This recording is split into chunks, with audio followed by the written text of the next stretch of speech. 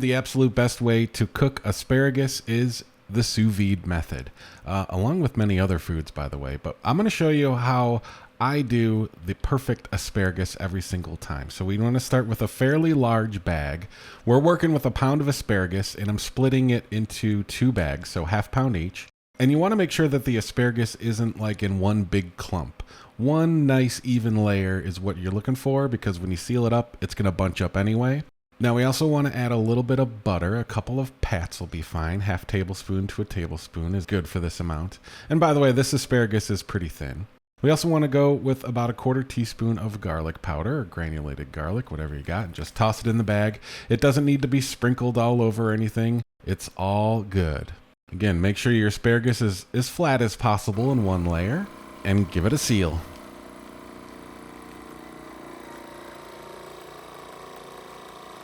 And there we go. A nice vacuum-packed bag of asparagus ready to go, which you could stick in the freezer or right into the sous vide bath, whatever you want to go. And yes, you could even stick it in the freezer if it has the butter and garlic powder. It's no problem at all. In fact, that's what I'm going to do. I'm going to seal up one more bag and stick one in the freezer and one ready to go into the bath tonight. You can see the asparagus bunching up pretty good. So imagine if you had 2 or 3 layers of asparagus. That would be a little too thick and just, it would turn out fine, but you probably would just need a lot more time.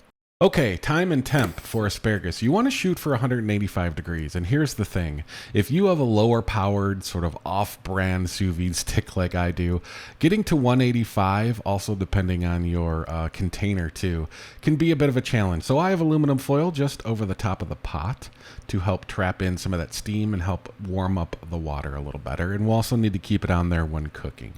But my sous vide stick without it just only gets the water up to like 175. So in order to get that 10 degrees more, we definitely need the foil. And again, your container, if it has a lid, well, then you're set. And if your sous vide stick is a lot more powerful, like 1200 watts or something, then you might not even need a lid. But 185 is what you're looking for. And since we got it, we're set and ready to go. And a good 15 minutes for some thin asparagus will be absolutely perfect. If you got some thick asparagus spears, I'd say add another 5, possibly 10 minutes.